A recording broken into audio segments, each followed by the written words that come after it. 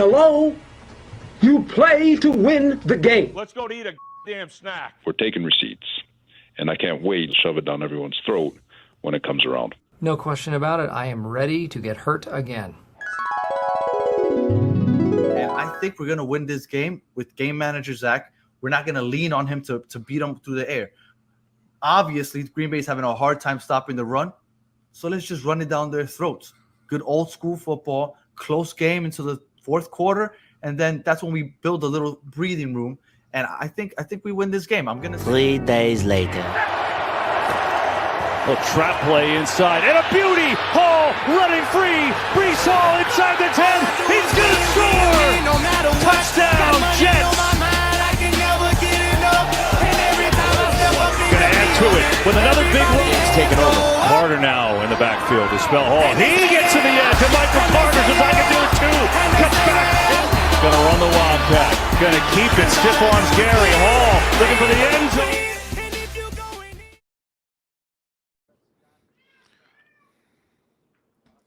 What are they going to say now? It wasn't a backup quarterback this time. It wasn't the third-string quarterback this time. Who was it? It was the two-time reigning MVP, I think. I believe that's who it was. That's Are correct. the haters going to keep That's talking? correct. Are they going to keep talking, Manny? I don't think so, sir. You forgot. It was also in Lambeau Field where they have not lost a game back-to-back in Lambeau Field. They're 10-0. 10-0 at Lambeau Field. Under the new head coach, yes. And actually, the last 15 games, today. I believe Aaron Rodgers was undefeated in Lambeau Field. Well, there you have it. I'm Until today. today. Until today. Until the Jets came and put a stop to that nonsense. How you feeling, Manny? I'm feeling amazing, and I feel very disrespected right now because last week you wanted to call me out on my receipts, but it's funny. It's funny. What did I pick for this game? Do you recall? Do you recall what I picked for this game? I feel like you were being condescending and you were trying to do the whole reverse thing. Oh, here we go. Like Gumby does. Here we go. It did look a little bit like you were being sarcastic. I watched that Wow. video. It did look Wow. a little sarcastic. I felt like he was being sarcastic. Double dipping on the disrespect right now. First of all, I picked you guys to win before, and I'm just going to say it right now. I picked you guys to win this game with many valid reasons on why you guys were going to win the game, and I was right, as per the usual. Well, I feel like we did pretty good today. I mean, Zach Wilson was subpar, but I got to throw a couple things out there. First 3-game win streak since 2019. Yep. Second, first time we are over 500 since 2015. I mean, after 6 games, that is. I mean, yeah. I feel like this isn't the same old Jets anymore. Are you starting to believe, Manny? Because I know you're a non-believer. I got to put the Bart Scott speech on here. What's funny about this is, and by the way, Gumby, thank you so much for coming back to the show. Thank you for doing it on such short notice. For having me. I know you got very important things to do, like rubbing it in your wife's face that you guys won this game. You already know. You know what? To be honest, guys, looking at your team, I had to scramble while I was I got home and started working a bit and then watched the game on the opposite side. And watching the game, it was kind of what I talked about last week. You guys will this game will be predicated based on what you do well, which is play solid defense and run the rock with the studs that you have. Yeah. And my God, Brees Hall, 20 carries, 116 yards. Like, the guy was a beast. And Danny, I know at one point you texted that, oh my God, it's all Brees Hall. But what else do you need? And to answer your initial question, are these the same old Jets? Of course they're not the same old Jets. I'm going to use a line for you, and I was going to save it for later when we talk about a different topic. But you are what your record says you are. And right now, you guys are 2 games above 500, and you're playing really good ball. And I believe, oh no, wait, the Bills won. I'm about to say, and we're tied for first place in the AFC. Yeah. So Had they lost. Yeah. Okay, the Chiefs didn't take care of business, but Mahomes blew it on that interception in the last. I was mad as hell. All good. We're still ahead of the Dolphins, which makes me feel pretty good. We're still in the playoff pictures. I believe we're the 5th seed as of right now. Yep, right now we're the number 1 wild card seed. I'm feeling pretty good. I mean, before the season started, everybody was saying that the AFC West was going to have 3 playoff teams. The AFC East isn't looking too bad. I think it's more reasonable to believe the AFC East will have 3. The Bills and the Dolphins before the AFC West can. I agree, because the Broncos are looking like ass. Like the Raiders are looking like ass. Trash. I don't even remember what the other AFC East West Chargers. the Chiefs. The Chiefs, you already know.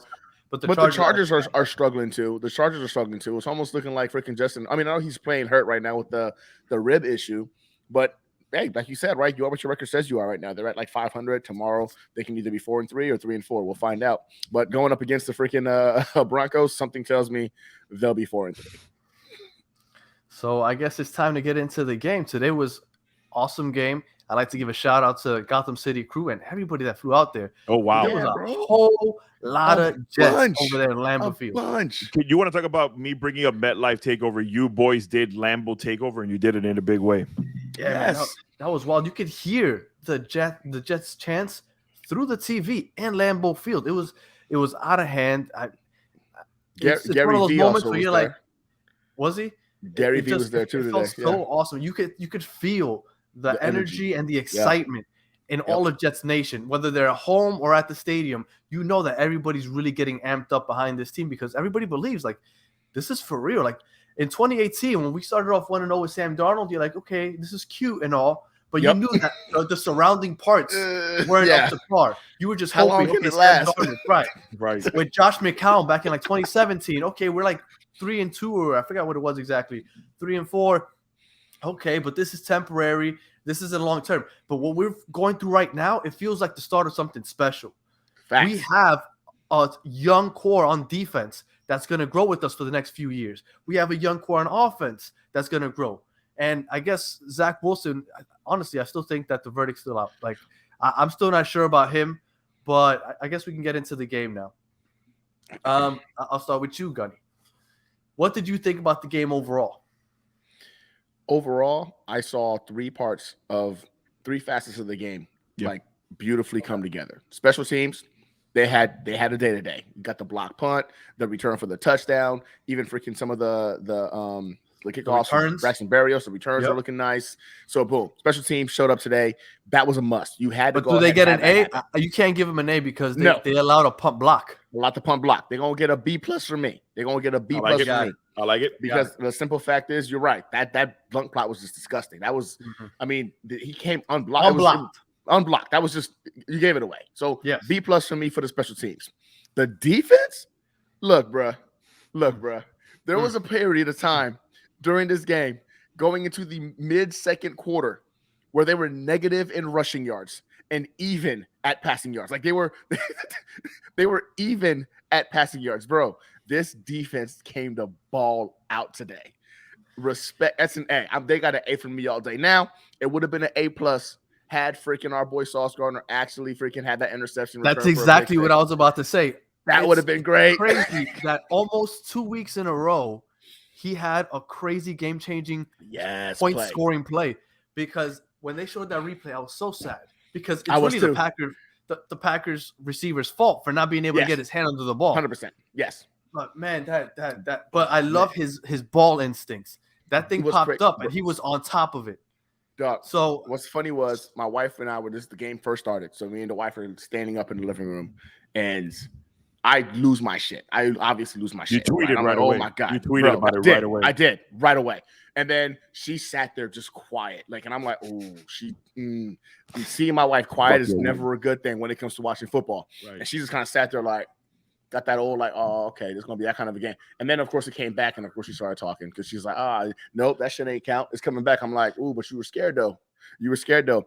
And her whole demeanor the rest of that game was, I can't talk shit. I just want to go ahead and watch. And I need to see what I'm gonna see, bro. The whole game she was relatively quiet, and bro, I'm still so defense. Boom, definitely a freaking A, not an A+ because of that Sauce Gardner, but A. The offense, look. Listen, like you said, Zach Wilson didn't need to show up today. He didn't need to. One of the things that freaking he was told when he first became a New York Jet was, listen, we don't need you to elevate this freaking organization. This organization is going to lift you up. And I really believe Joe Douglas and Coach Saleh have been men of their word when they stated that. Because today, he didn't have a good game. 10 for 18, 110 yards, that's ugly.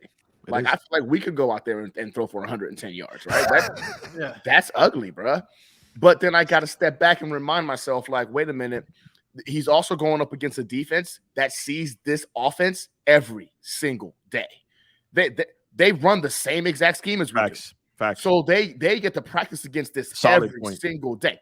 And you're talking about a guy who modeled his game after Aaron Rodgers. So I think there's some credit to be given there to where the defense had their best freaking defensive game of the year in regards to legitimate. And also the fact that, I mean, we were talking just a couple weeks ago when you were on here about how we thought the Packers defense, you thought that the stats didn't back up what they were. Yep. But they're the second best pass defending team. And they showed it It today. looked like it today. And Jair Alexander, that kid is a monster. I was like, why is Zach Wilson constantly targeting whoever he's covering? This guy is a ball hawk. Like, let's go the other way. Other way. Yeah, that's it. Garrett Wilson's out of the game. I was like, that's it. That's Garrett it. Wilson's out of the game. Look for Corey, look for Elijah. And oddly enough, I tweeted that out. And then the second half, they started going towards Corey Conklin. I was like, okay, maybe somebody read my tweet, you know what I'm saying, during the half. I like Garrett Wilson. He's been a little he's disappeared over the last couple of weeks. Yes. But one thing that frustrates me a little bit is that on third down, he tends to run routes short of the first down marker. Yep. And he's done that a couple of times now. And somebody's got to coach him up. And not just him, Zach Wilson. Zach Wilson had a clear first down. And for some reason, he slid before the first down marker. And I was that one was pretty heinous. What about the Michael Carter miss? When right there in the check down, Michael Carter was beyond the sticks with nobody around him when he went to go into the end zone and almost got intercepted. Yeah. I don't know if you saw it. Bro, I lost my freaking mind when that happened. I was just like, what are we fucking doing? Like, he was trying to play hero ball. Michael Carter in the check down there wasn't nobody around him for freaking 10 yards.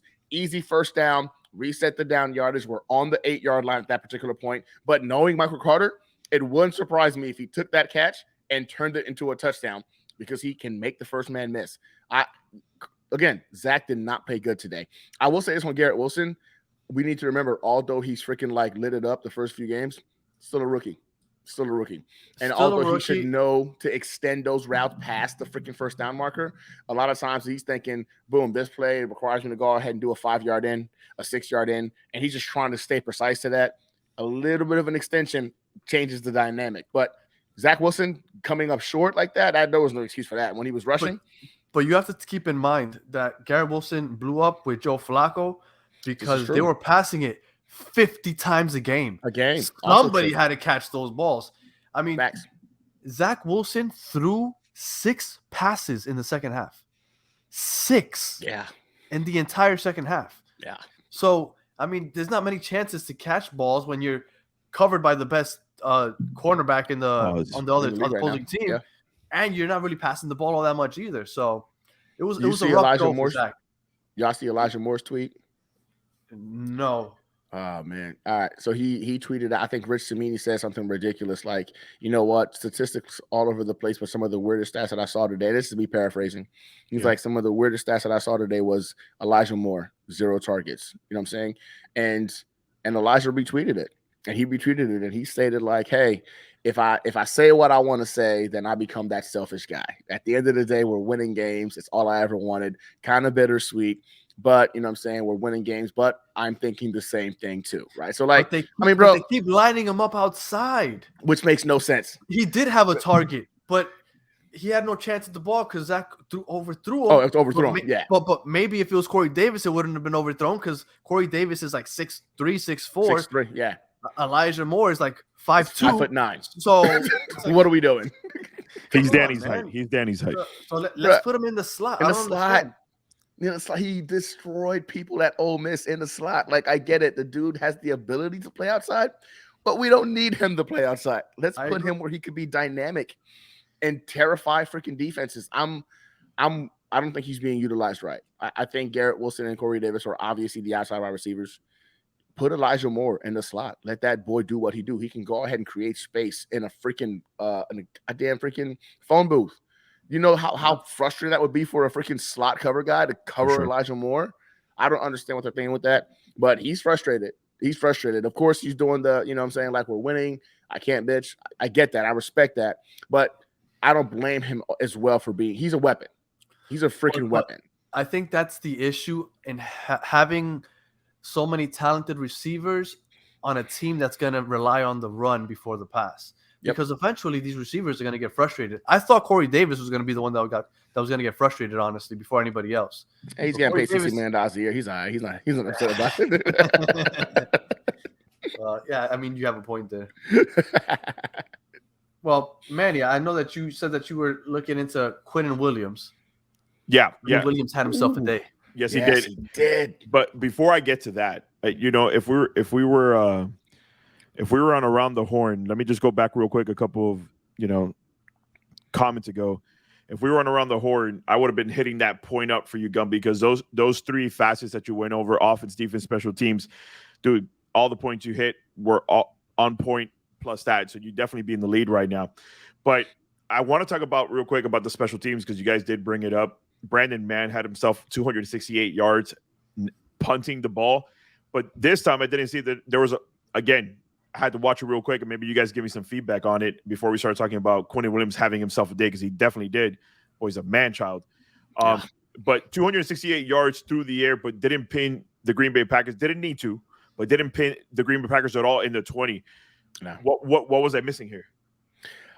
I am also shocked by that. I saw that stat on the back end, and I did not. I was like, 260, really? How? Were you guys punting from your own 1 yard, from your own one over and over again? Well, in the first half, we weren't getting into the Packers side of the field very often. I think we had 3 punts in the 30, on our 30 and in. Like, it was bad. Like that offense did not get going at all. So the second point to that. Greg Zuerlein, 2 of 3 special teams, knocked in all the extra points. Danny, I know you were killing him a few weeks ago for missing those easy ones. But let's talk about a bunch last year. Huh? Let's talk about your Zach Wilson game manager message there for 1 second. You're right. It didn't look great. But the fact is he didn't need to look great because, like you said, Joe Douglas and Robert Saleh are basically putting this kid in a position to succeed. Defense, running the rock. When we need you, we'll let you know. Yep. So I look at his numbers. Yeah, they look like first half stats. You're like, all right, what did he do in the second half? But like you said, he only threw the rock 6 times. Danny, for the most part, like you said, the passing defense is big because even though Michael Carter didn't have a big game as far as running the rock, usually he's pretty good coming out the backfield. 1 catch, 6 yards. Breece Hall, 2 catches, 5 yards. So they were doing a solid job shutting the passing game.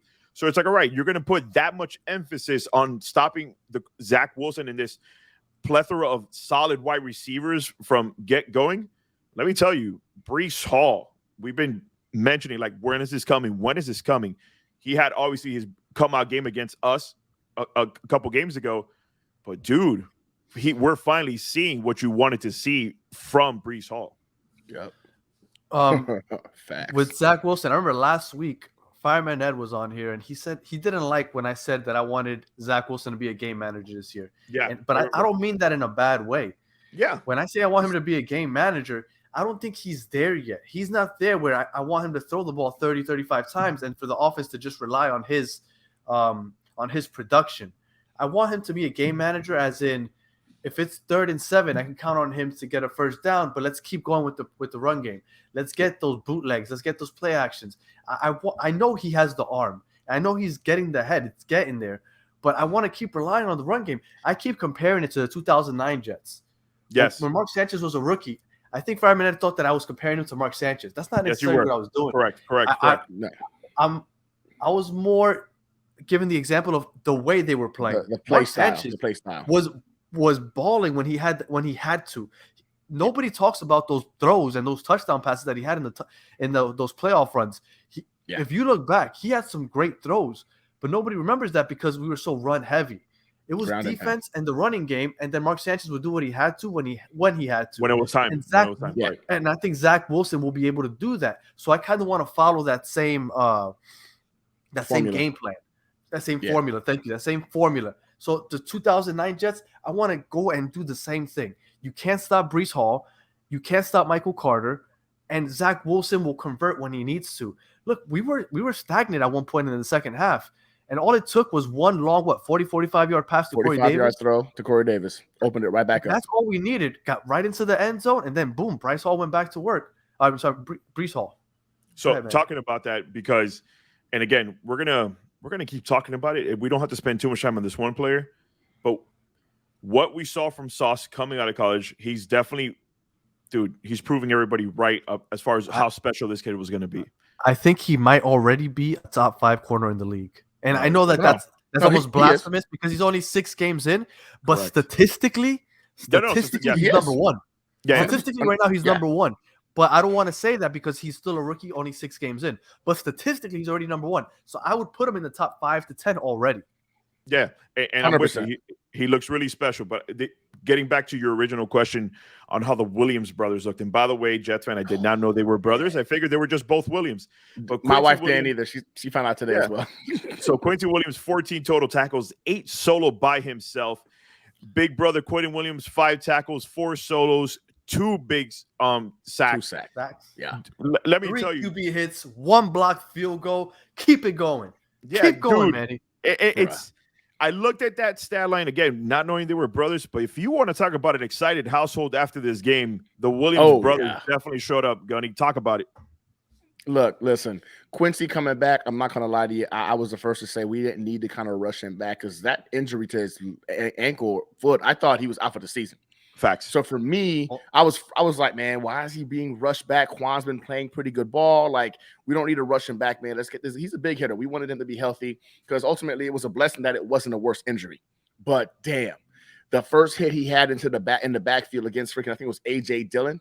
My God, no, it was Aaron Jones. I'm talking about picked him up, drove him into the ground. I was like, he's back. And he just kept going and going and going. Quentin Williams couldn't be blocked the whole game. He was getting after Aaron Rodgers the whole time. Double teams, didn't matter. Couldn't be stopped. The one time he got stopped is when he got poked in the eye, right? And even it's funny because he got poked in the eye, which like slowed him down a little bit. He was already 5 yards in the backfield. Yes, he was. When it happened. Like, those boys are both going to get contracts this year. They're both going to. Quentin Williams, I don't give a damn, bro. Give that man what he wants. I said during preseason. In preseason episode, I said Quentin Williams has to eat this year. He has to, because this is a contract year. If he ever played his ass off, it was going to be this year, and he is making his money. Danny, I want your 2 cents on this next subject before we start talking about. We've obviously talked about the positive, so I guess it's kind of lean into that right now. We talk good. Let's talk about the bad, and I want your pinpoint on this. Leading into this game, even leading into the season, and even when we had Gunny on. One of the things is, who the hell is Aaron Rodgers going to throw the ball to? Can you please tell me from a defensive standpoint, and again, I'm nitpicking here because we need to talk about some form of bad and ugly. How did Robert Tonyan, 10 catches, 90 yards, Alan Lazard, 4 catches, 76 yards? Were those garbage time stats, or for the most part, did you guys have them locked down? No. Look, you can't keep Aaron Rodgers locked down a full game. Facts. I feel Randall Cobb didn't do anything. No, he didn't. Tunyon, he got balled out because, I mean, we couldn't guard everybody. I no, guess, impossible. But Aaron Rodgers is Aaron Rodgers. It's not a surprise that he's the 2-time defending MVP right now. MVP. So he got the ball out. This kid, what was it? Lazard. Alan Lazard. I mean, he had a couple catches on DJ Reed, and I think that TD as well. Right. So, look, we did a great job locking down Aaron Rodgers for what Aaron Rodgers usually does. Facts. He put up 10 points. His receivers got what they were going to get because Aaron Rodgers, I'm sorry, you're not going to keep him under 100 yards. He's going to get yards. And if you saw the throws, they were beautiful, tight window. You couldn't have asked for better coverage for those. Like, I was sitting there. There was one I got on the left sideline. Bro. He just dropped it into his hands between double coverage. And it was like, God, that's beautiful. And all you can do is be like, that's Aaron Rodgers. Aaron Rodgers. You can't guard that. So, Danny, besides obviously you can't stop him. What were some of your takeaways when you have to pick something bad, ugly? No, it's easy. I'm sick and tired of the dumb penalties. Okay, talk on it. Unsportsmanlike, those late hits. Jordan Whitehead again. Even though it was going to be a penalty on Sauce anyway for holding, Jordan Whitehead comes in late and hits the receiver with the shoulders to the head for absolutely no reason. He wasn't going to catch the ball. It was already deflected. Sauce had already made a play on it, and he got a 15-yard penalty on that. And I believe it was 3rd down. Gave him a 1st down. Like, again, It was going to be a first down anyway because Sauce got called for holding. But like those are such dumb penalties. And Gunny, you tell me there was an unsportsmanlike conduct that took it from a punt to a first down for the Packers. First down, bro. And supposedly they called it on the Jets bench. And I still don't know what exactly it was that happened that caused that flag. Are we talking Stumblegate here? No, I don't know what it was. No, nobody knows. Nobody knows because I went back and I watched the replay throughout the day, and I'm still like, where the fuck? What they called a unsportsmanlike conduct after the punt was done. Punt was already done. They had already pretty much stopped them coming off the field. Then the flag came out of nowhere, and then I'm watching. Even my wife was like, I don't know what the fuck y'all just did, but I'll take 15. Good. Like, bro, she was like, what? And then it comes out later on. On Twitter. Wow, on Twitter. Yeah.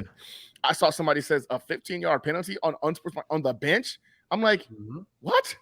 What ref is on the sideline listening to the freaking players talk? That made no sense to me. But I kind of want to caveat a little bit, man. Like, I will say this: the penalties suck, right? They do suck. There's no ifs, ands, or buts. But you can't tell me you didn't see when our boys got into the backfield to get after Aaron Rodgers and they hit him. Boom, hands went up. I was like, Quentin Williams did it twice. Hit Aaron Rodgers. Boom, hands went up. Roll up. After they did not want to put any kind of hit on that dude. That is true. That is true. Because you can't touch Tom Brady, you can't touch Aaron Rodgers. But because he did that, he was looking for the ref instead of looking for the ball, and he didn't jump on a loose ball. Exactly. So you're right. There's pros and cons, but you're right. That is true. But I guess I'm just tired of our safeties. Even though they've been playing better, they still piss me off. I mean, we're talking about 5 penalties for 60-something yards, and it was all on the safeties today. Like that's saying a lot. After we took the 17-10 lead, the Packers were coming down, and we had 2 penalties on third down, which gave them first down. And it's like, come on, man. Like, this is the Packers. This is Aaron Rodgers. You can't give them extra chances. Now, luckily, our defense came to play, and it didn't matter. But you can't do that. Look, if he still had Devontae Adams, we might have had to pay for that. Oh, yes. Yes, if he had a true number 1 receiver, I'm pretty positive we would have paid for that. Sauce he would have been lost in the sauce. Yeah. So I do appreciate that you guys were able to be honest about what you saw was bad and ugly. But one thing, Danny, that you texted me about before we were putting our show sheet together, and I'm dying to know and hear both of your thoughts on this. You said one of the things you wanted to nitpick on was accountability, which I'm with you. I'm with you on that one. I think that's very big a part of the game. But how can we talk about not running enough with the day that Breece Hall had? Please elaborate. In the first half, let me start off, Gunny, then I'll leave it to you. We're out. Yeah. Okay. Cool. In the first half, the passing game isn't working. It's where the second quarter is about to end. About 30 seconds left. It's 3rd and 1. How do we do a bootleg and throw it to the sideline when you have Breece Hall back there? So it's 3rd and 1. Show your face, Gunny. Okay, they don't do that. So they go 4th and 1, and they decide to punt. We're at like the 50-yard line. We have Breece Hall, who is averaging like 5.5 yards a carry up until that point. He can get you 1 yard. Trust the animal that is Breece Hall to get you 1 yard. You're at the 50-yard line. So what happens? They go for it, a pass, instead of running it on 3rd and 1. And then on 4th and 1, instead of going for it, F it. Breece Hall is eating yards. We punted, and the Packers calmed down in those 30 seconds, and they tied the game with a field goal. That was infuriating. So go ahead, Gunny. I would say before Gunny, you give it to me. So I'm assuming, Gunny, for you, offensive play calling, and I get it. It's going to happen. Like sometimes you're going to think, we're like, if you have somebody analytical or those analytic experts in your ear, you're like on 3rd and 1, they're going to expect run. Maybe we catch them by surprise and do that, but. Are you on Danny's boat? Do you think you guys? I almost said we. It is not. I heard that. It is coming over. He's coming. We. He's coming on this side. But do you think they were not running the ball enough, or just when you had the moment to run the ball, they weren't doing it? Because again, watching just the type of day that he had, I think you guys were running the rock enough. I'm gonna go with Danny on this one, man. I think in the first half, the same thing he just brought up, I was gonna bring up as to like my bad as well. Like. Up to that point, it was actually 6.2 yards. 6.2 yards a touch. Breece Hall was getting. He was going to get you 6 yards.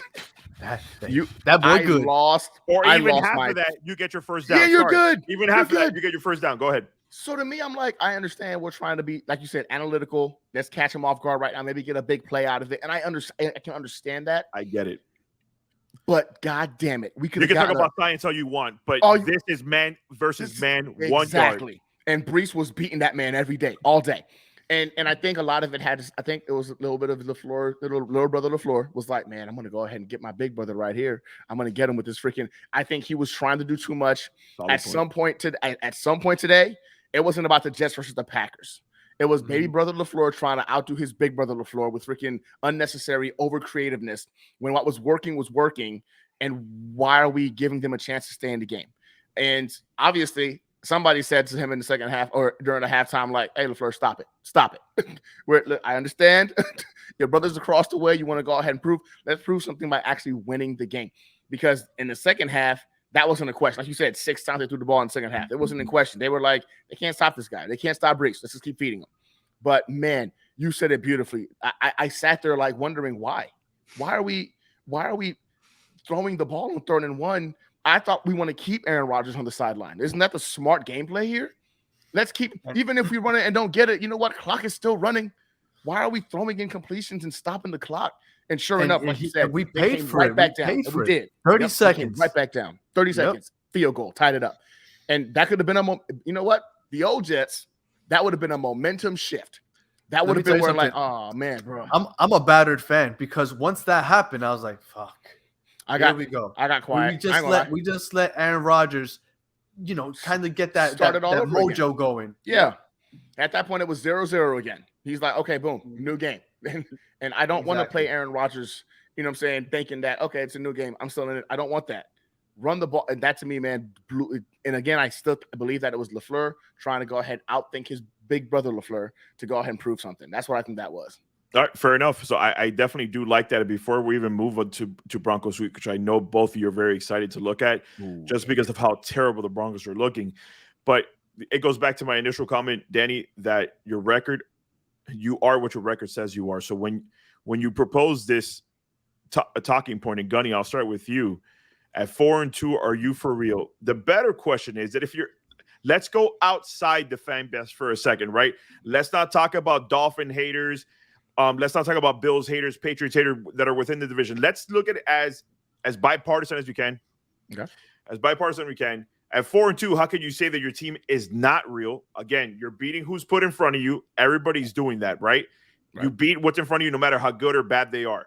Your defense is looking super solid. Sauce is looking great. Brees Hall is looking like the man you knew he was going to be when you drafted him. Yep. How could there still be a question from an outside perspective? Again, not hating that you asked Gunny, at 4-2, are we for real? I know exactly where we're going to go with this. It's going to be the quarterback position. Everyone that's looking from the outside looking in are going to say, okay, well, their defense is legit. Their running game is legit. Yeah. Their coach seems to have got the pulse of the team. That's legit. For sure. But Zach Wilson, unfortunately, even though we know, he could have gotten 2 touchdowns this past game, he didn't get 2 touchdowns this past game, right? Like, they fell short, and it became rushing touchdowns. I think it's going to be looked at on Zach Wilson. Like, can this, like you said, when called upon, can he legitimately carry this team? Unfortunately, we did it against the Pittsburgh Steelers, right? But everyone's going to tell you, like, does it really matter? It was against their freaking second string, whatever quarterback. Like, that comeback might not hold enough water. As beautiful as it was in the fourth quarter, the question is going to be, can he do it consistently, right? And I think right now the consistency piece is what's going to ultimately be, if I'm on the outside looking in, I'm going to try to find ways to force the quarterback to beat me. What about you? What about you personally? Like, when you look at this record, I get the quarterback disagreement that if you're an outside looking in, you're like, all right, but Zach Wilson, he really hasn't proven anything. I get that. But Trent Dilfer has also won a Super Bowl ring before. I'm just gonna say that. But as a New York Jets fan, when you look at it, I don't think there's an asterisk by your 4-2 record. I think that you guys are playing great ball, even with the limitations of your quarterback. Right. So I'm with you there 100%. Like, being somebody who watches this team, watches this game, and I've seen bad football with them before and seeing what I've seen this year, it's not about like winning these games. It's how we're winning these games. These guys are playing a full 60 minutes. I've not seen that since Rex Ryan. I have not seen a Jets football team play a full 60 minutes. I've been a big believer in Coach Salah. 2015.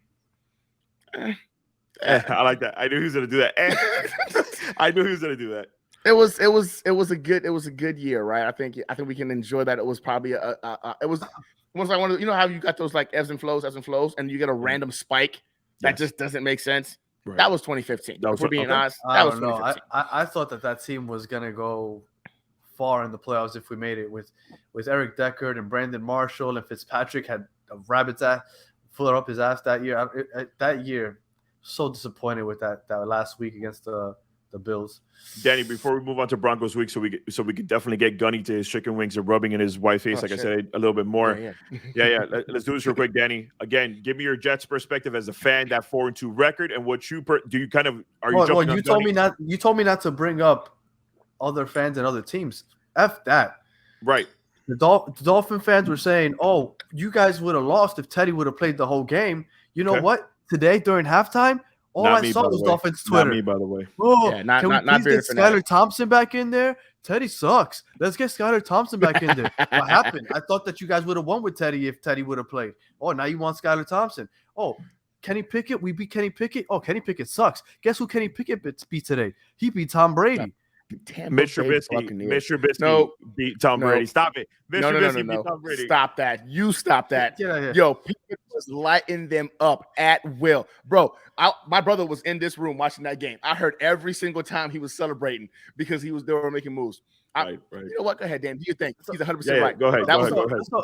So don't give me any of this BS. And to add to that, you know who's undefeated this year? Zach Wilson. Thank you very much. He is 3-0. We haven't lost with Zach Wilson behind center.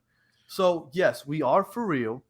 Yes, we're going to go and whoop the Broncos' ass. Yes, I'm getting ahead of myself, but I don't care. Yes, you are. Well, there you go. Broncos' ass next week, and we're going to be 6-2. That's right. I said it. I don't give a fuck. Damn. I said this. I tweeted out freaking today. I said my freaking bold take, right? Like, if we beat the freaking Packers today, that we were going to be in the conversation for the playoffs in December. There was no fans or buts. We're fighting for that freaking wild card spot. If we get into the playoffs and win game 1, I'm calling it now. The New York Jets are going to be playing in the AFC Championship. Jesus Christ. I was getting ahead of myself with saying 6-2. This guy's talking about the AFC Championship already. Let me tell you something. I was in my seat as my game is going so amazing. I'm at Hard Rock Stadium. I'm watching my team. You should see how good our game was. That I was on Twitter. Okay, so that's what Gunny said. Okay, that's how entertaining my game was. But let's talk about it, Gunny. Broncos week is coming up. As of right now, they're a 3-point favorite, of course, because they're just at home. Yep, they're gonna. It's I think when they scored that low 3-point favorite, it's because they're at home and it's a push game. The experts don't know who to pick yet, but even the ESPN predictor. It's basically 50-50. It's 53-45. But Gunny, I'll start with you because Danny, you already jumped the gun. Like both of you are jumping going. One's predicting AFC Championship game. The other one's already picking a dub. But don't put that on me. I am not predicting anything like that. All I want to do is be in the hunt in December. That's all I want. So Gunny, going into this game against Russell Wilson, who's looked bad. God, I don't want to be this guy. I don't want to say it was all Pete Carroll. I refuse to say that it was all Pete Carroll. But again, your ex-boy Geno Smith looking pretty solid in Seattle right now. Just want to throw that out there, guys. For you, Russell Wilson. Geno Smith is looking pretty good in that offense. But let's talk about it, Gunny. You're going up. You're going to be at Mile High Stadium. I'm sorry, I know it's called something else, but that's what I grew up. Mile High Stadium. Same here. Mile High. You're going to be in that atmosphere. You know, what is it, Danny? Like 50,000 feet above fucking sea level or something like that. 50,000. I think it's like. But besides what you just did to Aaron Rodgers and that offense, Gunny, give me your take. I know what you're going with, but where do you see your weakness? If you had to pick one, where's your 5,000 feet, by the way. I added a couple of zeros. He said 50. He's adding an extra zero. That's right. I got a couple of zeros. So if you have to pick a weakness, and I'm putting you on the spot, if you have to pick the weakness, what are you even slightly worried about heading into this game? Look at that. He can't even pick one. He's like, shh. Against the Broncos? Right, against the Broncos. I'm struggling, man. I had to put you on the spot.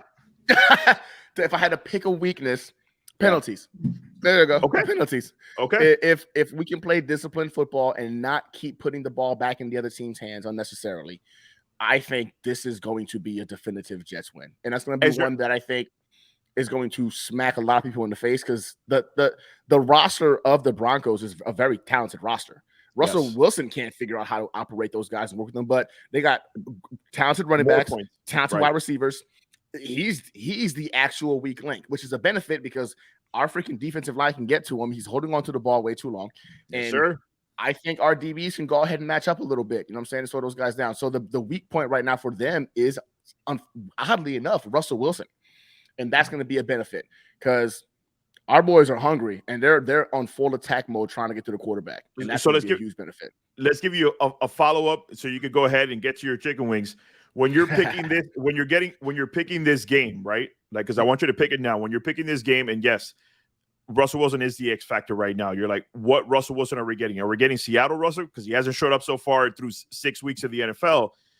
5 weeks, because he plays tomorrow night. Correct. I apologize. But I'm already ahead of myself. I think he's going to have another bad game. He will. Because it's a divisional game. That's the only reason but pick this game. Are you thinking that it's going to be close, or you think it's going to look a lot like it looked today? So I'll say this: that defense of the Broncos is no joke. I think they're top 5 like overall in the league right now. So I think that's going to be a hell of a matchup right now, and they're good against the run and the pass. So the defense is the only thing that have kept the Broncos relevant in anything thus far this year. So I don't believe it's going to be a blowout. I think this team is more evenly matched to go ahead and make it difficult for us. But I think our defense is going to be an X factor in terms of turnovers. I think our defense is going to probably get 2 interceptions this game, only because Russell Wilson's mindset right now is I suck. Everybody hates me. I need to go ahead and do something to get out of this funk. And he might take an opportunity to go ahead and throw some, you know what I'm saying, unprecedented freaking throws into the wrong direction. I think that might be the ultimate X factor. But, I think for us right now, that defense is something I'm concerned about. It's not going to be a blowout game. It's going to be a close game still. It's going to be mostly a defensive game, though. Okay. And Danny, so I could finish. By the way, I didn't get your score, Gunny. What do you think the score would be before I put my point in there? It's going to be 14-10, New York Jets. Okay. So, Danny, I've picked most correct games so far, so let me give you my 2 cents. Because the outside perspective is that Zach Wilson is the X factor on your team, that's your question mark. The Broncos are allowing 15 points per game. And when it comes to stopping the run, they are doing a pretty good job for them. So even if you wanted to alleviate the pressure off of Zach Wilson's shoulders, this is going to be the game to do it because they're solid all around. And by that, I mean the Denver Broncos.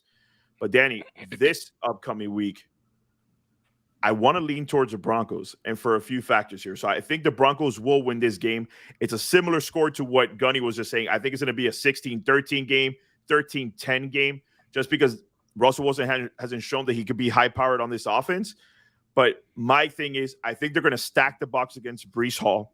I think they're going to make your quarterback try to beat them. And like Gunny said, I think there might be a couple turnovers through the air. I don't think Breece Hall will be the reason why you lose this game. He's going to do what he can to try to keep you in the game, and so will your Jets defense. But from my perspective, I think you guys lose this game. But again, it won't be a blemish because you lost this game, because you guys are on such a good hot streak right now. But I think if you lose this game, it will be because of Zach Wilson and not any other point that's your defense or your running backs.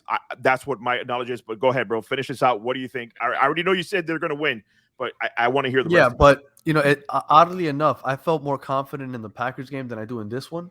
I kind of wish I could have seen the Broncos and the Chargers game tomorrow night before I said what I think the game's going to be. Fair enough. I kind of want to watch the Broncos for a full game. They had a 1-point game where they lost to the Seahawks, and they had a 1-point game where they beat the Niners by a point. So those games have been closely contested. Their defense is no joke. Correct. So with the Packers, I felt confident because I didn't think they could stop the run.